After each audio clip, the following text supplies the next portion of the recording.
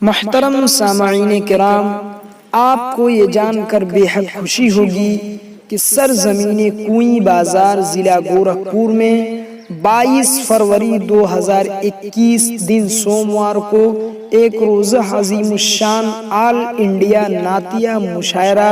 بعنوان ایک شام محسن انسانیت کے نام